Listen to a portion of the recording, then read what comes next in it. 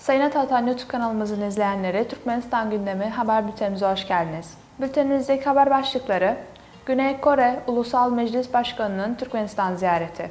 Türkmenistan'ın Çin'e gaz ihracatı Mayıs ayında %5 kat arttı.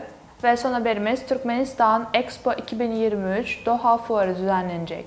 İlk haberimiz, Güney Kore Ulusal Meclis Başkanı'nın Türkmenistan ziyareti. Türkmen halkının ulusal lideri, Halk Maslahatı Başkanı Gurbanguly Berdimuhamedov, resmi ziyaret için Türkmenistan'da bulunan Güney Kore Ulusal Meclis Başkanı Kim Jin-pyo ile bir araya geldi. İkili görüşmelerde Türkmen-Kore parlamentolar arası ilişkilerin mevcut durumu ve daha da geliştirilmesine yönelik konular ele alındı. Kim Jin-pyo, önde gelen Kore şirketlerinin işbirliğini genişletmeye ilgi duyduğunu ifade etti. Yetkili, son yıllarda büyük Koreli şirketlerinin gelecek vaat eden Türkmen pazarındaki konumlarını güçlendirdiklerinden de söz etti. Siyasi, diplomatik, ticari ve ekonomik alanlarda büyük işbirliği olasılıklarına dikkat çekildi. Orta Asya-Kore Parlamento Forumu ve parlamento başkanlarının ilk toplantısını yapma fikrini destekleyen Halk Maslahatı Başkanı Gurbanguly Berdimuhamedov, 2024 yılında bu toplantıyı Aşgabat'ta yapmayı teklif etti. Türkmenistan'ın enerji, ulaştırma ve gemi yapımı alanlarında işbirliğine ilgi gösterdiğini kaydeden ulusal lider, Güney Kore'nin iş dünyasını işbirliğine davet etti.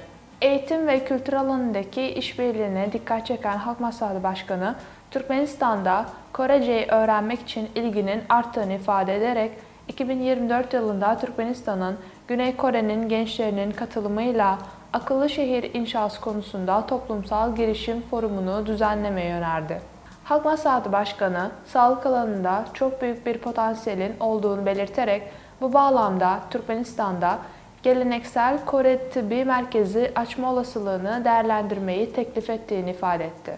Resmi görüşmenin ardından Güney Kore Ulusal Meclis Başkanı Kim Jin-pyo, Türkmenistan'ın tarafsızlık nişanı ile ödüllendirildi. Güney Kore Ulusal Meclis Başkanı Türkmenistan Meclisi'nde görüşmelerde bulundu ve Türkmen milletvekillerine hitap etti. Ayrıca Güney Kore Ulusal Meclis Başkanı Kim Jin-pyo, Türkmenistan'ın bağımsızlık anıtına çelenk bıraktı. Sıradaki haberimiz, Türkmenistan'ın Çin'e gaz ihracatı Mayıs ayında %5 kat arttı. Türkmenistan bu yılın Mayıs ayında Çin'e geçen yılın aynı dönemine göre %5 artışla 2,73 milyar metreküp doğalgaz ihraç etti. Interfax haber ajansı, Çin Halk Cumhuriyeti Genel Gümrük İdaresi'nin bilgilerine atıfta bulunarak bunu bildirdi. Mayıs ayında Çin, yurt dışından toplam 13,51 milyar metreküp doğalgaz ithal etti. Bu, Mayıs ayı için en yüksek rakam.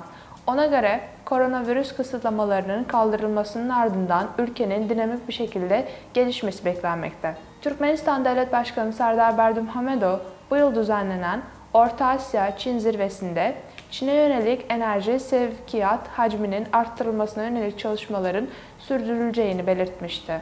Buna karşılık Çin Devlet Başkanı Xi Jinping, Türkmenistan-Çin doğalgaz boru hattı yoluyla doğalgaz sevkiyatını arttırmak için gaz boru hattının 4. kolunun inşaatının hızlandırılmasını önemli destekledi. Bu projenin hayata geçirilmesiyle Türkmenistan'dan Çin'e gönderilen doğalgazın hacmi yılda 65 milyar metreküpe çıkacak. Son haberimiz, Türkmenistan Expo 2023 Doha Fuarı'na katılacak. 17-21 Temmuz 2023 tarihleri arasında Türkmenistan Ticaret ve Sanayi Odası Başkanı Mergen Gurdov başkanlığındaki Türkmenistan heyeti, Katar'ın Doha kentinde çalışma ziyaretinde bulundu. Bu çalışma ziyaretinin temel amacı 2 Ekim 2023'ten 28 Mart 2024 tarihine kadar "Çevre için Yeşil Doğa" sloganıyla Katar'ın Doha kentinde düzenlenecek olan Expo 2023 Doha Uluslararası sergisine Türkmenistan'ın katılımı için organizasyon konularını görüşmekten ibaret oldu. Başarılı müzakerelerin ardından Türkmenistan'ın Uluslararası Expo 2023 sergisi gibi prestijli bir uluslararası etkinliğine katılımına ilişkin anlaşmanın imza töreni düzenlendi. Ayrıca Türkmen heyetinin Katar Devleti ziyareti sırasında Katar Devleti Ticaret ve Sanayi Odası öncülüğündeki ikili ticari ve ekonomik ilişkilerin daha da yoğunlaştırılması konularında bir toplantı düzenlendi. Sayın Atatan YouTube kanalımızın izleyenleri Türkmenistan ile ilgili Türkçe haberlerimizi atatanturkmenistan.com sitemizden takip edebilirsiniz. Teşekkürler.